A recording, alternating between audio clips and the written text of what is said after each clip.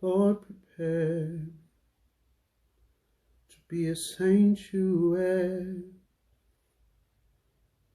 pure and holy, tried and true, and with thanksgiving I'll be a living sanctuary, Lord, for you. All right. Welcome, welcome, welcome, everyone that is on. I am your host, Hiram Roche, and this is Focus on Greatness podcast. Today or tonight, we are going to continue this conversation that we have been having. I ask that as you get on, please make sure that you share this so that we can make sure that it is reaching those that need to be reached with the conversation that we'll be having on tonight.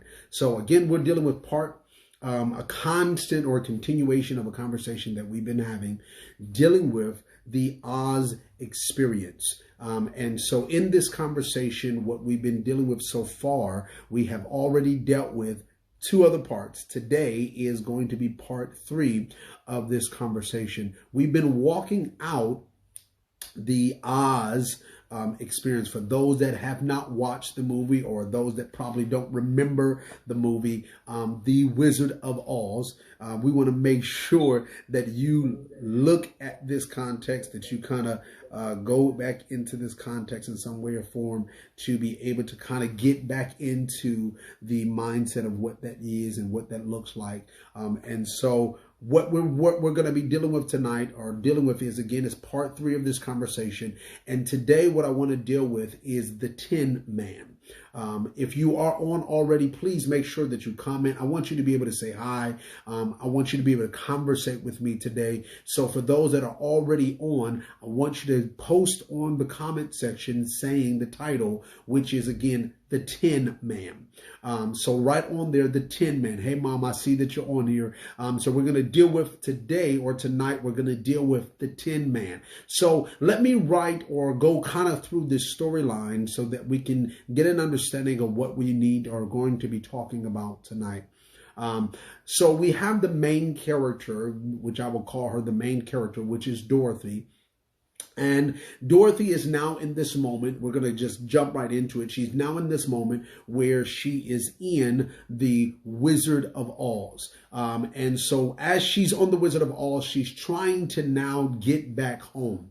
In her journey of trying to get back home, she bumps into a couple different characters that we have been talking about. We've already talked about the lion. We've already talked about the scarecrow. And if you have not seen those, make sure you go back and watch it and be a part of this conversation so you can stay up to date of what we're talking about. Also, so that you can make sure that you're getting the help and the development that we all are getting in this conversation, dealing with the Oz experience. So tonight, again, we're dealing with the Tin Man. So as we see the Dorothy walking and going on her journey, bless you, Pastor Jameson, how you doing, sir? As we see her going on to her journey, what we see her is bumping into these different characters. She first bumps into the scarecrow. She eventually bumps into the lion, but she bumps into the Tin Man.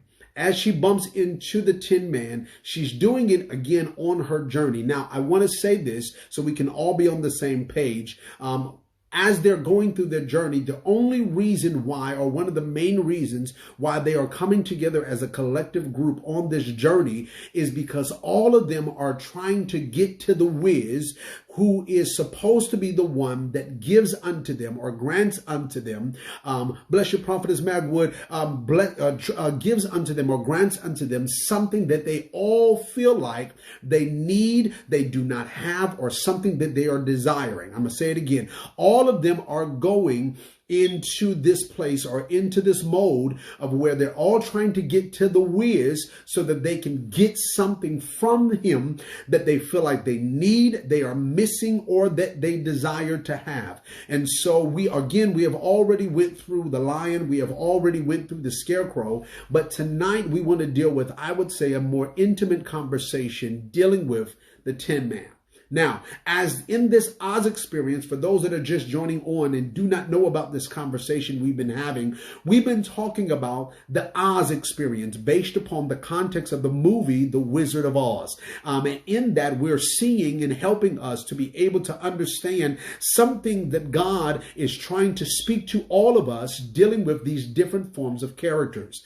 Tonight, what we want to deal with is the Tin Man. Now, when Dorothy comes onto the Tin Man, she recognizes the Tin Man because as she's going and trying to get this food or these apples at this time, she bumps into him and she recognizes this Tin Man standing still and stiff. What we recognize and we see is that eventually he starts to try to communicate or hum out something, allowing her to help him in the need of him being able to speak now. Where we see what ends up happening is that she grabs the oil, she points, him and the scarecrow, be able to pours it in his mouth. It opens up his mouth. All of these different things starts to transpire. And as she's pouring in these pieces, he's now able to move his mouth. He's now able to move his arms, and he's now able to move his body. But he starts to communicate at this point of time. I'm really going to preach tonight. I already know it. I've already felt it. But what ends up happening is in this conversation, what we end up finding out and seeing is that he starts explaining how he got in the situation that he's in. He starts going through this piece of expressing and sharing how he got into this mode of being stuck, being now ironed shut, as I would say, or being rusted out where he could not move. And so he expresses this by saying this, that he got stuck in a storm, and in the midst of the storm, he got rained upon. And so at that moment, what ended up happening is then he could not move. Now, for those that are just coming on, please, I want to make sure that you share this with your friends and family so that they can be able to hear what God is about to say. I believe that God has a specific word dealing with this context, which is going to help us. One thing that we first recognize is in this mode is as he's talking, the reason why he got stuck, the reason why he could not move, the reason why he was still stuck in the same position in the same place is because he said, based upon his own testimony and his own statement, is because he got rained on. He got stuck in the midst of a storm, and in the midst of this storm, he got rained upon and he was not able to move. Now, I want to first ask and pose this question. Have you got stuck in the midst of a storm? Because again, we see the Tin Man here is a representation of what we are. Some of us are, and some of our lives are. Have you felt like that you have gotten stuck in the midst of a storm? Have you felt like that in this moment of your life, you have not been able to get past what happened to you in your life? Or do you feel like that in this moment of your life that you are still stuck in the same place, in the same mindset, in the same heart aspect, in your same lifestyle, whatever that might be, when you faced a storm? And in the midst of that storm, you still have not been able to progress. You still have not been able to move. You still have not been able to get beyond where you were because you got stuck in the midst of a storm. Now I'm going to say some things, and I pray that you don't take this harshly. I pray that it does not affect you or offend you in some form. But sometimes we have gotten stuck when we got molested, or when you got stuck when you felt like you got robbed an opportunity. You got stuck when the thing that you cared about the most, and the thing that got ripped out of your hand. You got stuck when you got stuck in the midst of a storm that happened that had really, in some sense, that was a part of what affected your life, where now you have got in a position where you can no longer move. Now, I'm going to deal with this next piece a little bit later, because the first thing that he recognized for him to be able to start moving, he understood that he needed the oil. Now, I'm going to deal with that a little bit later because I don't want to deal with that now. I need to deal with something else that is vitally important in what we're going to be talking about tonight. And that is the first thing after all of these things transpire, after now he's gotten the oil and he's able to move his arms and he's able to open up his mouth and talk, and all of these things are transpiring. The thing that he says that he wants, the thing that he said that he needs, the thing that he was saying that he desires was not money. The thing that he said that he desired was not like the cowardly lion where he said he wanted courage, or he was not like the scarecrow where he said that he needed a brain. The thing that he was desiring from the whiz and the thing that he wanted so badly was a heart. Now I asked myself, why would a tin man request for a heart? So as I started to study, I wanted to be able to share this context of what a heart is. And so then we understand what a heart is. We can understand why he wanted it. Now he starts singing this wonderful song to express what he would need or why he wanted a heart. And he started to share all of these different things. But before I tell you that, I need to tell you what the definition of a heart is. A heart, according to Webster's dictionary, is the emotional or moral nature as distinguished from the intellectual nature, such as compassion, love, or affection. So these are these things. Again, I'm going to read it. It's the emotional or moral nature as distinguished from the intellectual nature, such as compassion, love, and affection. Now, as this tin man is talking about what he desires, again, he says, what I want is a heart. Now, he wasn't just talking about being able to have a heartbeat. What he wanted was a heart. What it helped me to realize is in this moment of him being in the midst of this storm, in the moment of him being stuck, in the moment of all these things transpiring, he never got a heart. He said something that I thought was very powerful. He made a statement and he said, when I was created, my master that created me with everything else that I needed except a heart. He gave me eyes, he gave me ears, he gave me a lip to be able to speak, he gave me a mind to be able to think, he gave me feet to walk, and he gave me all the other things that I needed. But one thing that he did not build in me was a heart. I'm going to ask this question and then we'll dig a little bit deeper. But do you feel like you were built with no compassion? Do you feel like you were built with no affection? Do you feel like that you were built in this aspect of where you could not and cannot have forms of love? Do you feel like you were built so tough and so strong that you did not be built? You were not created with a heart. That's one pose of my question. But the other question that I have for somebody that is on here, and this is something that has been burdened, that has been hitting my heart very strongly, is have you lost your heart because of your storm? Have you lost your passion? Have you lost your love? Have you lost your affection because of your storm? Has your storm made your heart hard? Because one of the things that this storyline shows us is at the end, when he comes before the whiz, when the tin man comes before the whiz makes a very powerful statement. He says to him, you already have a heart. So wait a minute.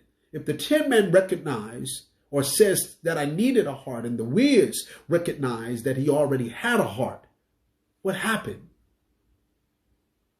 I believe that just like some of us, we have went through storms, but we have lost our compassion. We have went through problems and situations, but we have lost our affection. We have went through different things in our lives, but we have lost our love. Now, I'm going to take a pause right here because I really want to hit this in the head because I need us to understand. You cannot say that you are one that serves God and does not have compassion. You cannot say that you are one that say that you serve God, but you do not have affection. You cannot say that you serve God and you do not have love. Because how can you serve a God that is love? How can you serve a God that shows compassion? How can you serve a God that gives affection? And you say, because of your storm, it has hardened your heart. I believe that there are so many that walk around as Christians, as people of God, that are in your normal day-to-day in relationships and sometimes even in education, that say to yourself that I cannot love right here because I had a storm there that you don't know about. I cannot show compassion in this area right here because I went through a storm that hardened my heart. You don't understand that I was hurt here. You don't understand that I was beat here. You don't understand that I was bruised here. So what comes out of me is not compassion.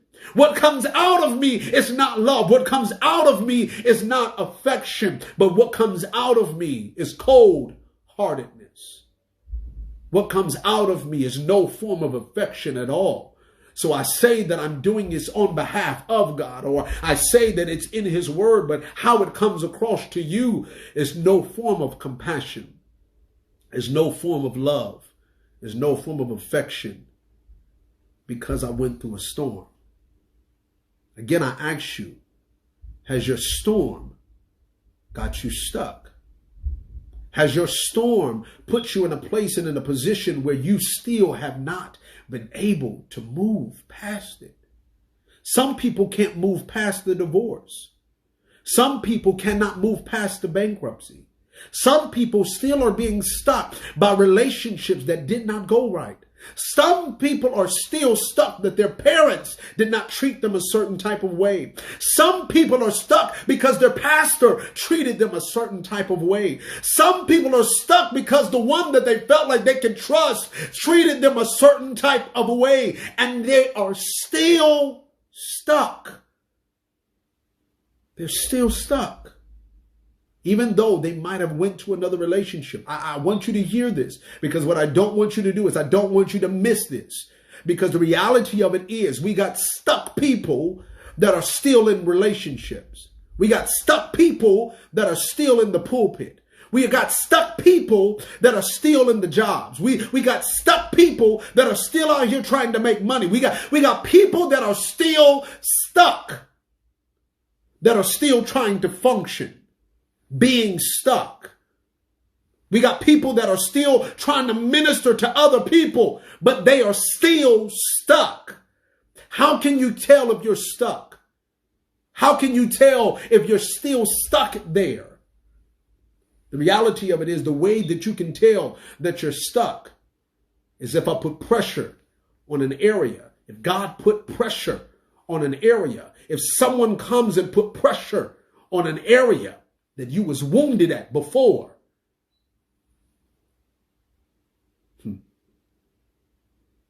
What comes out of you? Do you boil in rage and anger? Does your mind take you to a place where then automatically walls start to come up? It's because you're stuck. But there's something that this man in the Wiz said that I believe is effective and helpful to all of us. As he said, yes, you already have a heart. The thing that you're missing is a testimony. I know it sounds prophetic. It sounds powerful, doesn't it? The one thing that he's saying that shows that you have a heart. One thing that shows that you are got over the storm. One thing that shows that you are no longer stuck. One of the things that shows that you have now been able to move past the place that you are hurt at. As he says, you have a testimony. Now, I want to read this because I need us to understand that testimony is a public profession of a religious experience. That's what they call it. Now we know testimonies also or things that happen in a court is a judicial type conversation as well, where you have someone that testifies on behalf of something that they experienced, something that they were a part of, something that they saw. It's a testimony. Now I want to say this to clarify something. You cannot testify of something that you're still stuck in. I'm going to say it again. You cannot testify of something you're still stuck in. You can only testify of something that you've been delivered from. My God, help me. You can only testify about something that God brought you out of. You can only testify of something that you were once in and no longer there. You can only testify because the reality of it is the importance or the reasoning for testimony is so you can help somebody see that it's possible. So your testimony is a show proof that you're no longer stuck there. Now, it's a difference. A testimony is different from you complaining. A testimony is different from you just rehearsing history. A testimony is different from you just telling a story. A testimony is you being delivered from the place you were stuck at into your freedom. And now I can testify about what God has done. That's a testimony. And that's what God is saying. I don't want you stuck. I need your heart to start pumping again. I need you to start moving again. I need you to start having compassion again. I need you to start having affection again. I need you to start having love again. I need you to get unstuck. Now, how do we get unstuck? I'm going to try not to get so excited about this, but how you are able to get unstuck. The Tin Man helps us to be able to see. He recognized that he wouldn't be able to talk, that he wouldn't be able to let down his hands. He wouldn't be able to walk. He wouldn't be able to move if he did not have the oil. I'm going to say it again. He recognized that he could not talk. He recognized that he could not let down his arms. He recognized that he could not move unless he had the oil. The oil was the only thing that was able to release his mouth. The oil was the only thing that was able to release his arms. The oil was the only thing that was able to release his legs so he can walk. The oil was the only thing that was able to move the joints. The problem is, and I feel this so strongly, the problem of why your relationship is still stuck is because you have no oil that's moving the joints. The problem why your finances are still stuck because you have no oil that can move it. The reason why your marriage is stuck in the place that it is because you have no oil that is allowing it to move. The reason why your ministry is in the place that it is because you have no oil that is releasing it. We're having people that are trying to function in the things of God without having the oil. And that is a problem. Because God is saying, I want my people to move. I need my people to stop being stuck. You can't talk without the oil. You can't release your hands without the oil. You can't move without the oil. Now I want to pause because it's something that the Tin Man says in this point that was very powerful. He said when they released his arms, I'm so grateful that I can lay my arms down because I've been holding this axe all this time for all these years. I'm so grateful grateful that I'm able to release my arms now, because I've been holding this thing up so long. This thing is heavy, but I couldn't let it down. I couldn't let it go until the oil came. So the reason why you are still stuck holding what you're holding, the reason why you are still stuck in the same mindset, the reason why you are still stuck in the same position, the reason why you are still stuck in the same rut is because you have no oil. And what God is saying is you need to get some oil. Now, I understand you've been stuck for a long time. I understand that you've been stuck in this mold for a long time. I understand that you don't know what to do next. I understand it. You've been in this way so long, it's become the norm. This man said he had been in this stuck position for a whole year. A year. Stuck. Can't go nowhere. A whole year.